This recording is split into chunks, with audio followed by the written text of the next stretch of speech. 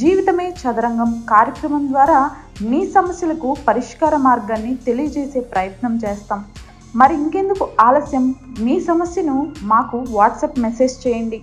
మా నెంబర్ 7799789788. గుర్తుంచుకోండి, కేవలం వాట్సాప్ మెసేజ్ మాత్రమే చేయండి, కాల్స్ చేయొద్దు.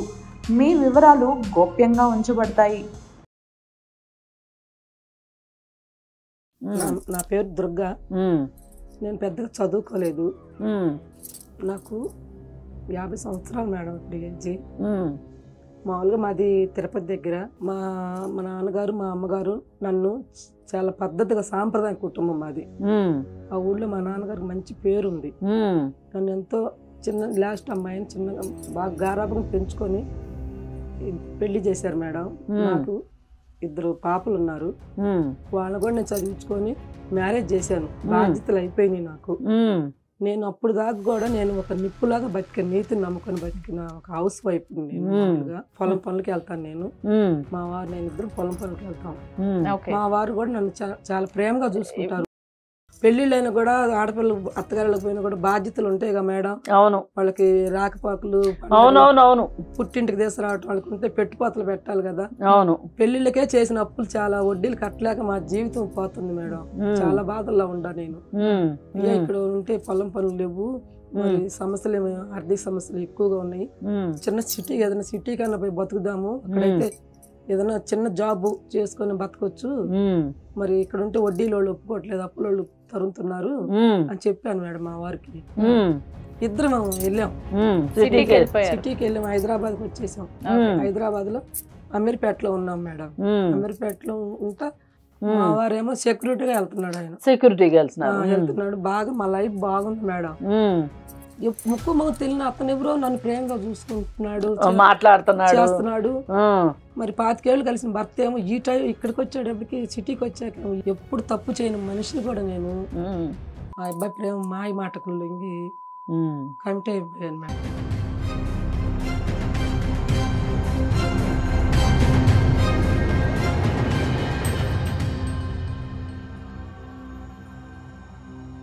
నమస్తే అండి, వెల్కమ్ టు జీవితమే చదరంగం. మనతో political analyst, family counsellor, social activist Shri Krishnakumari గారు ఉన్నారు. మేడం నమస్తే. నమస్తే మేడం. మన ముందు దుర్గా అని ఉన్నారు. ఆవిడ తిరుపతి దగ్గర ఒక ఊరు నుంచి వచ్చారు. ఆవిడ ఆవిడకి దాదాపు ఒక 50 సంవత్సరాలు ఉన్నాయి మేడం. ఇటువంటి ఏజ్ లో ఆవిడ అసలు చెప్పకుండా కష్టం చెప్పారు. దుర్గా గారు, మేడం గారు ఉన్నారు. మీ సమస్య ఏదైనా సరే అది వాళ్ళ ఖచ్చితంగా మాట్లాడదాం. మీకు 100% న్యాయం జరిగేటట్లు ఆవిడ చూస్తారు. మీ సమస్య ఏంటనేది చెప్పండి. నమస్తే అమ్మా. నమస్తే అమ్మా. నా పేరు దుర్గా. నేను పెద్దగా చదువుకోలేదు. నాకు 50 సంవత్సరాలు మేడం ఇప్పుడు ఏజ్. మామూలుగా మాది తిరుపతి దగ్గర. మా నాన్నగారు మా అమ్మగారు నన్ను చాలా పద్ధతిగా సాంప్రదాయ కుటుంబం మాది. ఆ ఊళ్ళో మా నాన్నగారికి మంచి పేరుంది. నన్ను ఎంతో లాస్ట్ అమ్మాయిని చిన్నగా బాగా గారాబంగా పెంచుకొని పెళ్లి చేశారు మేడం. నాకు 2 పాపలు ఉన్నారు. వాళ్ళని కూడా నేను చదివించుకొని మ్యారేజ్ చేశాను. బాధ్యతలు అయిపోయినాయి నాకు. నేను అప్పుడు దాకా కూడా నేను ఒక నిప్పులాగా బతికిన, నీతిని నమ్ముకొని బతికిన ఒక హౌస్ వైఫ్. నేను పల్లెటూరు కదమ్మా, మేము కూలి పనికి వెళ్తుంటాం. మేము పొలం పనులకి వెళ్తాను. నేను మా వారు నేను ఇద్దరు పొలం పనులకి వెళ్తాం. మా వారు కూడా నన్ను చాలా ప్రేమగా చూసుకుంటారు. ఇప్పుడు ఇద్దరు ఆడపిల్లలమ్మా మీకు? 2 ఆడపిల్లలే. 2 మ్యారేజ్ చేశాను. పెళ్లిళ్ళు అయిపోయినాయి అమ్మా. మరి మీకు ఈ వయసులో సమస్య ఏంటమ్మా? సమస్య అంటే అది మా ఊళ్ళో ఉన్నప్పుడు నేను బాగానే ఉన్నానమ్మా. నాకు ఈ దుర్బుద్ధి లేదు. నిప్పులాగా నీతిని, నాకు నా భర్త దేవుళ్ళు అంటాడు. అతనికే నేను. ఆయన ఏం చేస్తుంటారు? ఆయన నాతో పాటు ఇద్దరం పొలం పనులు. సొంత పొలం ఉందా? సొంత పొలం 2 ఎకరాల పొలం ఉందమ్మా. దాన్నే చూసుకుంటాము. ఇంకా బాగానే ఉంది లైఫ్. బాగా సంతోషంగానే ఉంది మేడం. అప్పుడు దాకా నేను ఏ తప్పు, నేను అసలు నా లైఫ్ లో తప్పు అంటే నేను ఎరగను అసలు. అట్లాంటిది ఒక 2 సంవత్సరాల క్రితము పంటలు బాగా నష్టం వచ్చింది మేడం. పెళ్లిళ్ళు చేసి అప్పులు పాలయ్యాము. ఆ అప్పులు తీరవలేక మేము అక్కడ పంటలు పండక పొలం పనులు అన్ని చేసుకుంటేనే మాకు కూడు అంతేలే. లేకపోతే లేదు.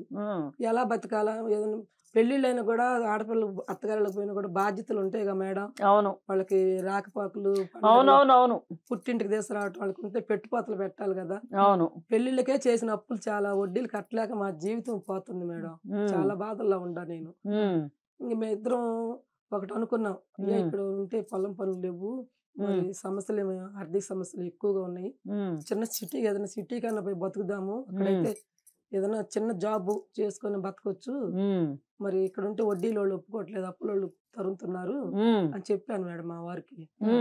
సరేలే నా మాటకి ఆయన ఎప్పుడు నన్ను ప్రేమగా చూసుకునేవాడు, సరేలే మంచిదే కదా ఆలోచన అని ఇద్దరం వెళ్ళాం. సిటీకి వెళ్ళాం, హైదరాబాద్కి వచ్చేసాం. హైదరాబాద్ లో అమీర్పేటలో ఉన్నాం మేడం. అమీర్పేటలో ఉంటా నేనేమో ఇట్లా ఇంట్లో పనులు, పాచి పనులు ఉంటాయి కదా మేడం, చదువు లేని దాన్ని కదా, వంటలు కడుక్కొని ఇట్లా చేసుకుంటా నేను ఉన్నాను. మా వారేమో సెక్యూరిటీగా వెళ్తున్నాడు, ఆయన సెక్యూరిటీగా వెళ్తున్నాడు. బాగా మా లైఫ్ బాగుంది మేడం. ఎక్కడి నుంచో వచ్చాడు. మా ఇంటికి కొంచెం పక్క గల్లీలో ఒక హోటల్ ఉంది. నేను రోజు టిఫిన్కి వెళ్తాను అక్కడికి, వాళ్ళదే హోటల్ అంట. ఆయన 35-40 ఏళ్ళు ఉంటుంది అబ్బాయికి. మ్యారేజ్ అయితే కాలేదనుకుంటాను. హోటల్ వాళ్ళదే, ఓనర్ అనమాట హోటల్. నేను రోజు టిఫిన్ కని వెళ్ళి తెచ్చుకుంటుండేదాన్ని. తను మరి బ్యాచిలర్స్ కదా, ఆ వయసుకి పెళ్లి కాలేదు కావాలా, నా మీద కన్నేసాడు మేడం. కన్నేసి మాటలు అంటే టిఫిన్ కట్టేటప్పుడు చేసేటప్పుడు మాటలు మీదేవు ఇవన్నీ నన్ను అడుగుతానే ఉన్నాడు, మాటలు కలుపుతానే ఉన్నాడు, ప్రయత్నం చేస్తున్నా. కన్నేసి నాకు తెలీదు, ఏదో అడుగుతున్నాడు కదా అని నువ్వు సమాధానం చెప్పావు. ఊరమ్మా ఇట్లా వచ్చామా, ఇట్లా వచ్చాము చెప్పాను. మా కుటుంబ సమస్యలన్నీ తెలుసుకున్నాడు మేడం. మొత్తం బ్యాక్గ్రౌండ్ అంతా తెలుసుకున్నాడు. కన్నేసింది నాకు తెలియదు అసలు. ఇంకా తర్వాత ఇట్లా సంగతి, నువ్వంటే నాకు చాలా ఇష్టం, నువ్వు నాకు బాగా నచ్చావు, నువ్వు ఈ వయసులో కూడా మంచి గ్లామర్ గా ఉన్నావు, నిన్ను నేను బాగా చూసుకుంటాను, మీ వారికి తెలియకుండా మనం కలుసుకుందాము, నీ ఆర్థిక సమస్యలు నేను చెప్పుకున్నా కదా నాతోటి, ఆ బాధల్ని నేను తీర్చుతాను, నీ కష్టాలు తోడుగా చెప్పాడు. నేను అప్పటికి సంవత్సరం, నేను ఆ అబ్బాయికి నేను బతికింది నేను నా పుట్టింటోళ్ళు నన్ను ఎంతో సాంప్రదాయంగా, పరువు గల కుటుంబం మాది, అలా పెంచారు. అత్తింటోళ్ళు కూడా అంతే కుటుంబం, మాకు మంచి వాళ్ళు దొరికారు. నేను ఎప్పుడు ఆర్థిక సమస్యలు ఉన్నా కూడా నన్ను ఎప్పుడు హింస పెట్టలే వాళ్ళు. నా భర్త దేవుళ్ళు అంటాడు. కానీ ఒకరోజు ఇట్లా మా వారు చిన్న గొడవ, అప్పుల్లోనే గొడవలు లేకుండా మనం ఏంటంటే ఉన్న ఇద్దరు ఆడపిల్లలకి కొంచెం పెళ్లి గ్రాండ్ గా చేద్దామని ఒక లెక్కలో చేసి అప్పులు పాలయ్యాం. అది అప్పులు అడిగాను, ఇట్లా డబ్బు అడిగాను మా వారిని. నేను వచ్చింది కొత్త, ఇక్కడ జీతం రాకపోయా, వాళ్ళే వడ్డీలు కట్టాలని వాళ్ళు చేస్తున్నారు, మరి నేను ఏడ తెచ్చిచ్చేది, నువ్వు ఉన్నంతలోనే ఎవరు లేనివాడికి ఎవరికి ఇద్దామంటే, అప్పుడేమో ఒక కుటుంబం, ఒక మంచి అల్లుడు కావాలా, పిల్లల భవిష్యత్తు, వాళ్ళ లైఫ్ కావాలా అని చెప్పేసి అప్పులు చేసావు అని ఒక బూతు మాట అన్నాడు. అది చెప్పొచ్చా మేడం? అర్థమైపోయింది మాకు అన్నాడు. అనేటప్పటికి నాకు మనసు ఆలోచనలు పడ్డా మేడం. తాళి కట్టిన భర్త ఇలా కలిసే అప్పులు చేసినప్పుడు, ఇది నేను ఒక్కదాన్నే చేసి అన్నట్టు కొంచెం మనిషి మారాడు, తను అని కోపం వచ్చింది, ఆలోచనలు పడ్డా. ముక్కు మొహం తెలియని అతను ఎవరో నన్ను ప్రేమగా చూసుకుంటున్నాడు, చేస్తున్నాడు. మరి 25 ఏళ్ళు కలిసిన భర్త ఏమో ఈ టైం ఇక్కడికి వచ్చేటప్పటికి, సిటీకి వచ్చాక ఈ మాట అన్నాడు, అప్పులు నువ్వే తీర్చుకోమంటున్నాడు, నేను ఒక్కదాన్ని, నేను ఈ వయసులో నేను ఎక్కడ తీరుద్దామని కొంచెం ఆలోచించి, ఎప్పుడు తప్పు చేయని మనిషిని కూడా నేను ఆ అబ్బాయి ప్రేమ మాయ మాటకు లొంగి కమిట్ అయిపోయాను మేడం. అదే ఈ బాధ ఒకటి, అవసరాలు వచ్చినాయి, అతను ఇచ్చిన హామీ, తను నా కష్టాలని తోడుగా ఉంటాను, నువ్వు నాకు బాగా నచ్చావు. అమ్మా కాదు, ఇప్పుడు నీ వయసు 50 సంవత్సరాలు కదా, అతని వయసు 35-40 అని నువ్వే చెప్తున్నావు. అంటే నీకన్నా ఓ 10 సంవత్సరాలు 15 సంవత్సరాలు చిన్న అతను నువ్వు బాగున్నావు, నచ్చావు అని చెప్తే నువ్వు కూడా ఇష్టపడి కమిట్ అయ్యావు, అవునా? అంతే కదా. ఇప్పుడు అంత తప్పు అతను చేసినట్లు ఎలా చెప్తున్నావు నువ్వు? అసలు తప్పు అంటే అసలు నేను ఎప్పుడు ఆ తప్పు నేను పరాయి మగవాడితో, సరేనమ్మా ఇంతకు ముందు కాదు, ఇప్పుడు చేసావు కదా, ఇప్పుడు చేసావు, నువ్వు ఇష్టంతోనే చేసావా చేయలేదా? ఇష్టం అంటే అదే కష్టాలు తోడుకుంటాను, ఆర్థిక సమస్యలు నీ కష్టాలు అంటే అట్లాంటి ఏమన్నా చెప్తే నువ్వు లొంగిపోవడానికి రెడీగా ఉన్నావా? ఉన్నాను మేడం. అట్లా కాదమ్మా, మీరు అలా మాట్లాడకండి. అలా కాదు.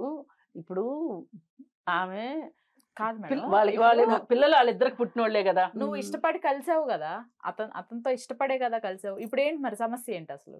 ఇప్పుడు నేను తొందరపడ్డాను. మామూలుగా తప్పు ఎప్పుడు చేయని మనిషి, వాళ్ళ కూతుళ్ళు అల్లుళ్ళు వచ్చారు కదా, ఈ వయసులో నేను తప్పు చేయొచ్చా, ఎందుకు చేశానని బాధపడుతున్నాను మేడం. ఇప్పుడు చేసిన తర్వాత తను మనకి జరుపుతాడులే అని ఒక దురాశ. నాకు కూడా కొంచెం కష్టాలు తోడుగా ఉంటా, నా భర్తను అడిగితేనే అన్నాడు, నువ్వు వేరే బూతులు మాట్లాడాడు. ఇద్దరం కలిసి అప్పులు చేసినప్పుడు నేను తెచ్చాను, నాకు అడ్డం ఉండి నేను పలుకుబడిని తెచ్చాను, నువ్వే కట్టుకోవాలి అని వేరే బూత్ మాట్లాడాడు. ఆ మాటకి నేను నా భర్త ఇన్ని 25 ఏళ్ళు సంసారం చేసిన భర్తకే ఇట్లా పక్కకు తప్పుకున్నాడు. తను ఏ ముక్కు మాకు తెలియకపోయినా కూడా నన్ను ఒక ప్రేమగా నా కష్టాల్లో తోడుగా ఉండి నా అప్పులు తీరుస్తానంటున్నాడు. ఆయన్ని ఇష్టపడితే ఏమైద్ది అని ఒక తొందరపడి ఆలోచన వచ్చింది. తప్పు అనిపించాలి ఆ టైంలో నాకు. చేశాను మేడం, చేశారు. ఇప్పుడు ఏం జరిగింది?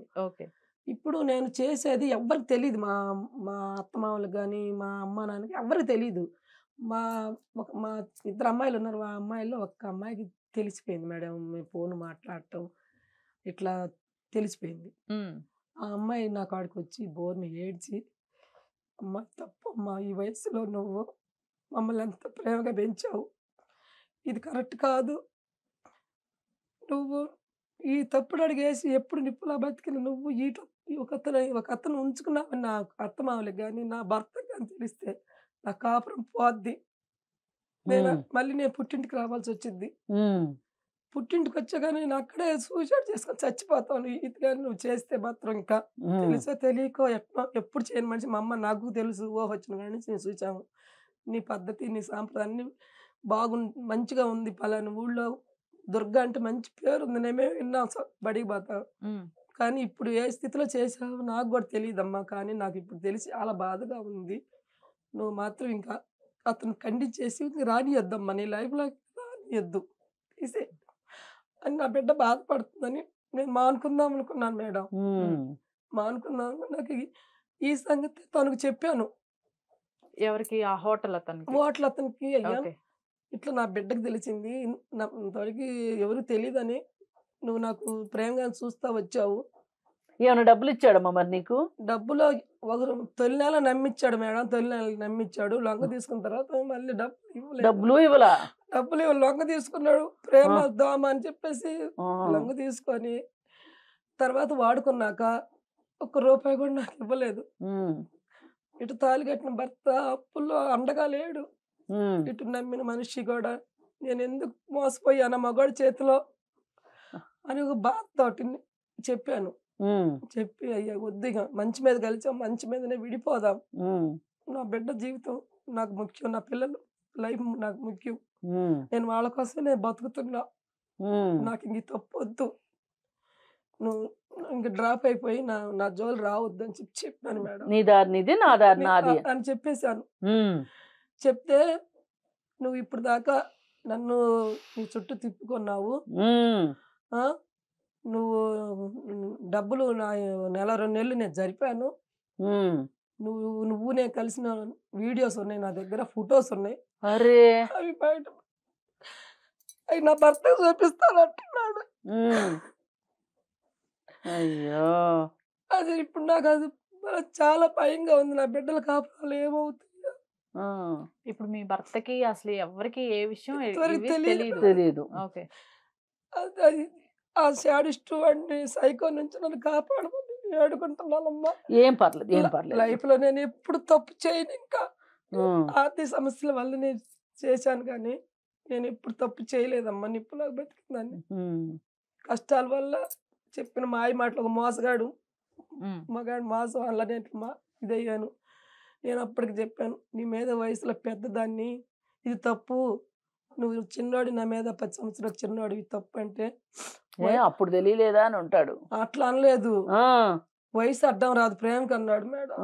వయసు అడ్డం రాదు ప్రేమకి, వయసుతో పని లేదు, ప్రేమగా చూసుకుంటే వయసుతో పని లేదు అన్నాడు. నీకు నీకు నీ భర్తలాగా నేను సాగుతాను నిన్ను.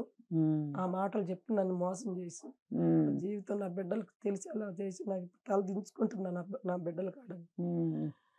మీరే న్యాయం ఇప్పుడు నీకు అనిపిస్తుందా అతను ఏమన్నా వీడియోలు అందరికి చూపిస్తాడేమో? చూపిస్తాను, బ్లాక్మెయిల్ చేస్తున్నాడు. అది చూపిస్తే నా భర్త తెలిస్తే నన్ను చంపేస్తాడు, నా బిడ్డలు కాపురాలు పోతాయి. నువ్వు స్థిమిత పడమ్మా, అతనితో మాట్లాడదాము, నువ్వేం వర్రీగా మేము చూసుకుంటాం.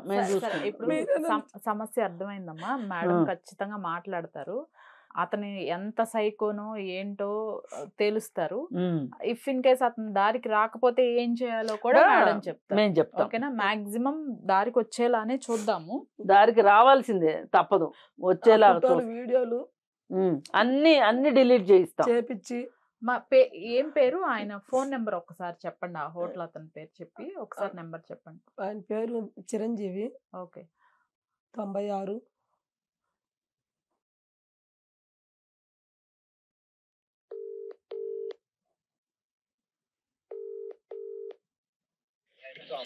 హలో హలో, చిరంజీవి గారు మాట్లాడుతున్నారా?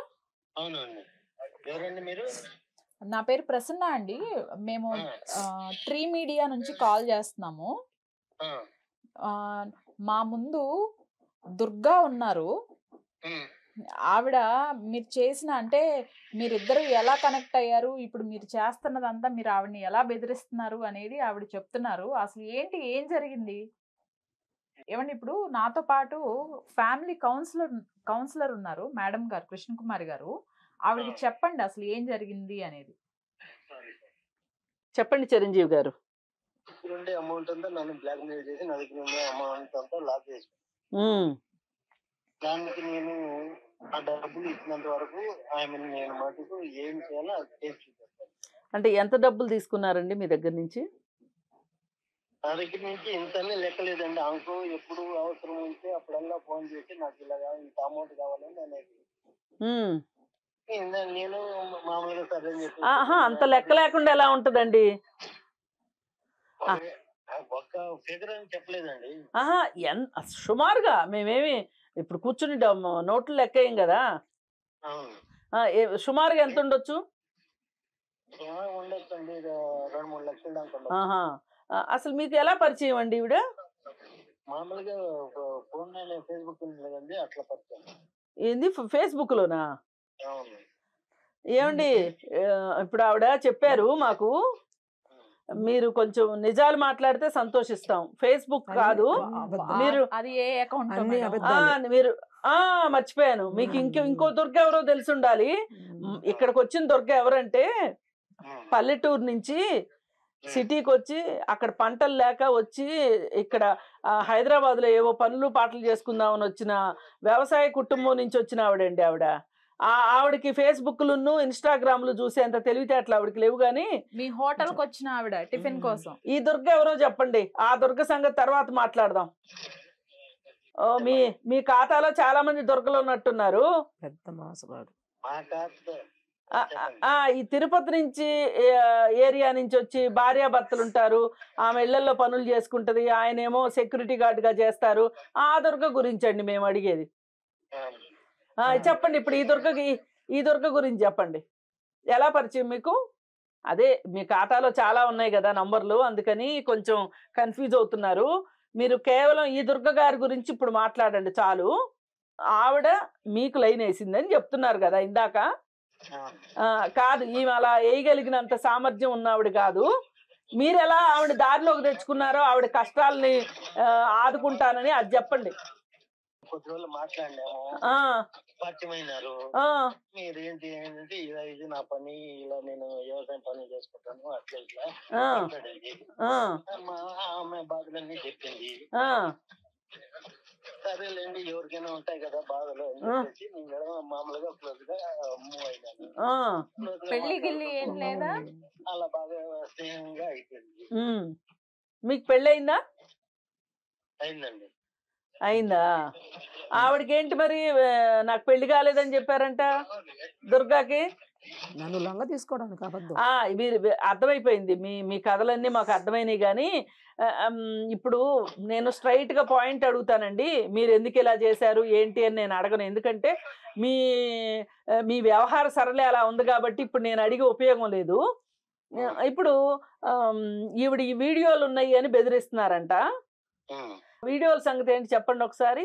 మీరు వీడియోలు అవన్నీ మర్యాదగా డిలీట్ చేస్తారా, లేకపోతే మేమేం చేయాలో అది చేయమంటారా? ఆమె మీ దగ్గరికి వచ్చింది, అన్ని వీడియోలు చూపించింది కదా మేడం. మాకు చూపించలేదండి, మీరు వాటిని చూపించి బెదిరిస్తున్నారు. మీ ఆయనకి పంపిస్తాను అని చెప్పి ఆమెను బెదిరిస్తున్నారని చెప్తున్నారు ఆవిడ. మరి వాళ్ళ ఆయనకి ఎందుకు పంపిస్తారండి మీరు? వాళ్ళ ఆయనకైతే ఏదో చెప్పినామండి, మొత్తం అన్ని నిజాలు అవుతాయా? అట్లా కాదు, ఆమె ఏమడిగింది, మా అమ్మాయికి తెలిసిపోయింది అయ్యా, ఇంకా మనం మంచిగా కలుసుకున్నాము, మంచిగా విడిపోదాము, నీ దోవ నీదయ్యా, నా దోవ నాదయ్యా అని ఆమె మిమ్మల్ని రిక్వెస్ట్ చేసిందా? ఇప్పుడు ఈ సంగతులన్నీ మా అమ్మాయి మనం ఇలాగే కంటిన్యూ ఏం చెప్పలేదండి, ఏం లేదు, ఆమె నేను చెప్పానని చెప్తుంది. అసలు ఇప్పుడు చెప్పమ్మా, ఈ దుర్గ ఎవరో నీకు అర్థమైంది కదా, ఎన్ని డబ్బులు ఇచ్చావు చెప్పి ఈమెకి? ఆమె ఏదో ఒక నెల డబ్బులు ఇచ్చాడని చెప్తుంది ఆవిడ. అదే చెప్తుంది, ఒక్క నెలే డబ్బులు ఇచ్చాడు, అది నేను అతను అధీనంలోకి వెళ్ళే లోపు ఇచ్చాడు తప్పితే వెళ్ళిన తర్వాత ఇవ్వలేదు డబ్బులు. ఏదో నాకు కొంచెం అనునయంగా కబుర్లు చెప్పటము, నేనున్నా అంటమే కానీ ఆ తర్వాత నుంచి డబ్బులు కూడా ఇవ్వలేదు. ఈ లోపు మా అమ్మాయికి తెలిసింది, నేనేమో ఇంక వద్దయ్యా చాలు, ఇక జరిగింది చాలు అన్నాను. కాదు, నా దగ్గర వీడియోలు ఉన్నాయి, నేను మీ ఆయనకి చూపిస్తాను అని చెప్పి బెదిరిస్తున్నాడు అంటుంది. నేను ఇవన్నీ డబ్బులు ఎంత ఇవన్నీ నేను మాట్లాడినండి, ఏదో అది మీ సొంత వ్యవహారం అనుకోండి, డబ్బుల విషయం. కానీ ఈ వీడియోలు తీయటము, ఈ వీడియోలు తీసి ఈ వీడియోలు నా దగ్గర ఉన్నాయని బెదిరించడం రెండు నేరమే.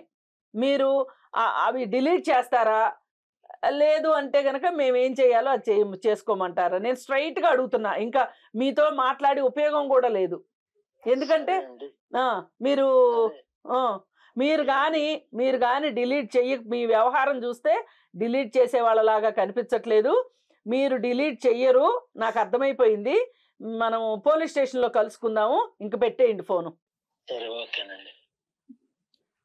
ఏంటి మేడం అన్ని తలతిక్కగా చెప్తున్నాడు సమాధానాలు. మోసం అర్థమైపోయిందమ్మా. ఎవరైనా బెడ్రూమ్ లో వీడియోలు తీస్తారమ్మా? అమ్మా ఇలాంటి వాళ్ళు తీస్తారు తల్లి. ఇప్పుడు నేను మిమ్మల్ని కూడా మీరు ఫోన్ చేసి అడిగిన పాటిని తడబడ్డారు చూసారా మీరు? అంటే ఏ లిస్ట్ లో ఏ అమ్మాయి ఉందనేది దుర్గ అనేది తక్కువ రాలా.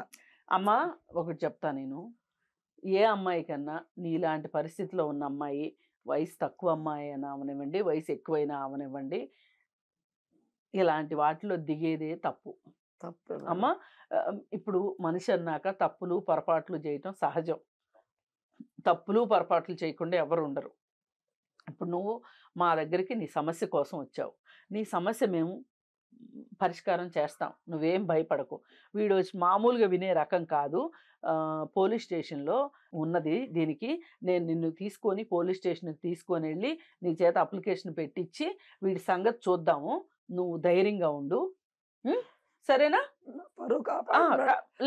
తప్పు చేశాను. అవునవునవును అర్థమైందమ్మా నాకు.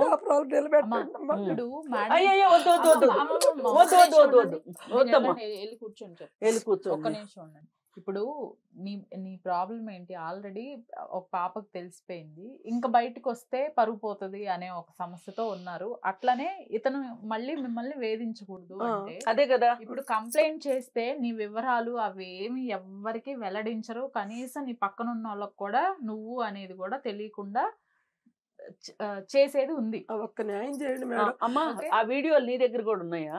నీకు పంపించాడా? నాకు సెల్లులో తను సెల్లులోంచి చూపించాడు అంతే. ఓకే, నాకు ఫార్వర్డ్ చేయలేదు. సరే సరే అర్థమైపోయింది. అది చూపించి నాకు తీసింది కూడా నాకు తెలియదు మేడం. సహా ఎవ్రీథింగ్ డిలీట్ అయిపోతాయి. ఓకే, అంటే నమ్మకం మీద ఉంటాం కదా మేడం. అవునవును. ప్రేమించిన ఒక ఇష్టపడ్డ మనిషి నమ్మాడు. అమ్మా ఒకటమ్మా, ఇట్లాంటి వాళ్ళు పెళ్ళి అయ్యి పెళ్ళి అవ్వలేదని చెప్పటం, నీకు డబ్బులు 1 నెల డబ్బులు ఇచ్చి 2 లక్షలు ఇచ్చానని చెప్పటం, ఇట్లా చాలా మోసపోయాను మేడం మగవాడి చేతులు. నేను ఎప్పుడు కూడా లేదమ్మా, ఇట్లా చాలా మంది జరుగుతుంది, పిల్లలకు జరుగుతుంది. చాక్లెట్లు ఇస్తామని చెప్పి తీసుకెళ్ళి ఆ అమ్మాయిని లొంగ తీసుకొని, ఐకోలు చాలా మంది కాదమ్మా, మెజారిటీ మైనర్ పిల్లలను కూడా ఇట్లా తీసుకెళ్లి చాక్లెట్లని ఆశ చూపించి అప్పటికే కెమెరా రెడీగా పెట్టుకొని అది చూపించి మీ అమ్మా నాన్నకు చూపిస్తానని బెదిరించి పదే పదే అత్యాచారం చేస్తున్న వాళ్ళు ఉన్నారు. ఇది చిన్న చిన్న పిల్లలు కూడా చేస్తున్నారు. అబ్బాయిలు చిన్నపిల్లలే, అమ్మాయిలు చిన్నపిల్లలే. ఇట్లా జరుగుతున్నాయమ్మా. దీనికి అడ్డుకట్ట వేయటానికే మన దగ్గర పోలీసులు చట్టాలు కూడా ఉన్నాయి. నువ్వేం భయపడ మాకు, అవన్నీ డిలీట్ చేయించే బాధ్యత నాది. నువ్వు పోలీస్ స్టేషన్కి వచ్చి నువ్వు కంప్లైంట్ రాసిచ్చి అతని పేరు అతని నంబరు రాసిస్తే అతను పిలిపిస్తారు. పిలిపించి ఆ ఫోన్లో ఉన్నవన్నీ ఎక్కడెక్కడున్నా కానీ మొత్తం అతను డిలీట్ చేస్తే ఒక రకం, అతను డిలీట్ చెయ్యకపోతే ఫోన్ తీసుకొని వాళ్ళే డిలీట్ చేసేస్తారు. నువ్వేం భయపడ మాకు, సరేనా దుర్గా? ఏం కాదమ్మా, ఏం కాదు. ఇప్పుడు చూడు ప్రసన్న, ఇప్పుడు ఇట్లాంటి సమస్య వచ్చినప్పుడు ఎవరైనా ఏం చెయ్యాలి అంటే, ఇది ఈ మొక్కదాని సమస్య కాదు. 10 సంవత్సరాల పిల్లల దగ్గర నుంచి 60-70 ఏళ్ళు వచ్చే వాళ్ళు కూడా ఆడవాళ్ళకి వయసు ఎక్కువ ఉన్నా తక్కువ ఉన్నా, మగవాళ్ళకి వయసు ఎక్కువ ఉన్నా ఇట్లా చేసేవాళ్ళు, ఎక్కువ వయసు ఉన్న మగవాళ్ళు కూడా చేస్తున్నారు. ఎవరితో? చిన్న చిన్న పిల్లలతో కూడా చేస్తున్నారు. చేసి ఏం చేస్తున్నారంటే ఇవి చూపించి మళ్ళీ మళ్ళీ బెదిరించి అత్యాచారం చేస్తున్నారు. ఇంకొంతమంది ఏం చేస్తున్నారు, ఇగో ఇవి ఉన్నాయి నా దగ్గర, నువ్వు నగలు తీసుకొనిరా, డబ్బులు తీసుకొనిరా, నేను చెప్పిన వాళ్ళ దగ్గరికి వెళ్ళి నువ్వు ఇలాగే ప్రవర్తించాలి, ఇట్లా రకరకాలుగా వేధిస్తున్నారు. అందుకని చెప్పి మనకి చట్టంలో ఇది సైబర్ క్రైమ్ కిందకి వస్తుంది. ఇప్పుడు ఇలా మన దగ్గరికి రాగలిగే వాళ్ళు వచ్చినా సరే రాకపోయినా నంబర్ గుర్తుపెట్టుకోవాల్సింది ఏంటంటే, టోల్ ఫ్రీ నెంబర్ ఒకటి ఉంది, 1930. ఈ 1930కి ఫోన్ చేసి నేను ఇలాంటి కష్టంలో ఉన్నాను, పలానా నంబర్ అతని దగ్గర నుంచి, పలానా వ్యక్తి దగ్గర నుంచి నాకు ఇలాంటి బెదిరింపులు వస్తున్నాయని చెప్పేస్తే చాలు. అసలు మన పేరు మన అడ్రస్ ఏమీ అడగరు. ఇంకా ఇంకా సమస్య కొంచెం పెద్దదే అనిపిస్తే గనక ఒకసారి వచ్చి పోలీస్ స్టేషన్లో కలువమ్మా అంటారు. ఇలా బాధితులుగా వెళ్ళిన వాళ్ళని పోలీసులు ఏమీ అనరు. ఇప్పుడు మనం చూడండి, ఆమెను ఎంత మర్యాదగా, ఆమె గౌరవానికి భంగం కలగకుండా మాట్లాడుతున్నాం కదా, ఇలాగే చేస్తారు పోలీస్ స్టేషన్లో కూడా. కంప్లైంట్ చెయ్యాలి. అలాగే నిర్భయ చట్టం ప్రకారం కూడా ఏదైనా మహిళని ఈ విధంగా నా దగ్గర వీడియోలు ఉన్నాయి, నా దగ్గర ఆడియోలు ఉన్నాయి, ఫోటోలు ఉన్నాయి, అవి ఉన్నాయి ఇవి ఉన్నాయి అని బెదిరిస్తే కనుక దానికి సంబంధించి కూడా కేసు ఉంది. వాళ్ళ మీద మాట వింటే అవన్నీ డిలీట్ చేసి, అంటే సహకరించితే ఒక రకం శిక్ష, సహకరించలేదనుకో వాళ్ళకి దగ్గర 10 ఏళ్ల జైలు శిక్ష పడుతుంది. ఓకే. అందుకని ఇలా చెయ్యాలి అనుకున్న అబ్బాయిలకి నేను చెప్పదలుచుకున్నాను, భవిష్యత్తులు పాడు చేసుకోవద్దని. అలాగే ఇలా ఎవరైనా మహిళలు కానీ పిల్లలు కానీ మైనర్ బాలికలు కానీ ఇలాంటి ఇబ్బందికి గనక వెళితే గనక ధైర్యంగా మీరు మీ తల్లిదండ్రులకు చెప్పండి. అప్పుడు ఏదో తిడతారు, అంతేగాని పిల్లల్ని అయితే చంపుకోరు కదా. పోలీస్ స్టేషన్కి వెళ్ళి కంప్లైంట్ ఇవ్వండి. అందుకని ఎవరికైనా ఇలాంటి సమస్య వస్తే మీరు 1930, ఇప్పుడు లాటరీ టికెట్ వచ్చింది మీకు ఏదో పార్సిల్ వచ్చింది, మీకు అవి వచ్చినాయి ఇవి వచ్చినాయి అని కూడా మనుషుల్ని ఫోన్ చేసి బెదిరిస్తున్నారు, మీరు ఈ డబ్బులు కట్టండి అది ఇది అని. అలాంటి వాళ్ళు కూడా ఈ 1930కి చేయొచ్చు అనమాట. అది ఉపయోగించుకోని పక్షంలో ఏదైనా ఒక ప్రతి పోలీస్ స్టేషన్లోనూ ఇప్పుడు సైబర్ క్రైమ్ ఉంది. ఇదివరకు ఏంటి, కేవలం సైబర్ క్రైమ్ పోలీస్ స్టేషన్కే వెళ్ళాల్సి వచ్చేది. ఇప్పుడు అట్లా కాదు, ఏ పోలీస్ స్టేషన్కైనా వెళ్ళొచ్చు. ఓకే. అందుకని మనకి న్యాయం జరుగుతుంది. భయపడకోకుండా ఉండటమే మనం చెయ్యాల్సింది. చూడమ్మా, జరిగింది ఏదో జరిగిపోయింది, ఇక నుంచి నువ్వు ప్రశాంతంగా ఉండు కానీ. కానీ ఒక్కసారి మటుకు నాతో కలిసి పోలీస్ స్టేషన్కి రావాల్సి ఉంటుంది. నువ్వేం భయపడకు. వస్తాను మేడం. ఆల్రెడీ దుర్గా దాదాపు ఒక 4-5 రోజుల్లోనే నీ సమస్య పరిష్కారం అవుతుంది. కానీ నీ సైడ్ నుంచి ఇంకొకసారి ఇట్లాంటి తప్పు అనేది జరగకుండా చూసుకో. ఓకే, అదొక్కటే నీకు ఇవ్వగలిగిన సలహా. ఎప్పుడు కూడా నీతిగా బతికిన మనిషిని. అదే ఆర్థిక సమస్యల వల్ల మాయలో మోసగాడు ఇంత మోసం కూడా అనుకోలేదు మేడం. అంతేనమ్మా, ఇప్పుడు తెలియకే చేస్తాం. మేడం చెప్పినట్లు కంపల్సరీ ఇప్పుడు ఏం చెప్తారు అనేది ఈ 2-3 డేస్ కరెక్ట్ గా ఫాలో అవ్వు. ఇక నీకు ప్రాబ్లం అనేది మేడం రాకుండా చూసుకుంటారు. Okay madam, thank you madam. Thank you. Thank you madam. Thank you.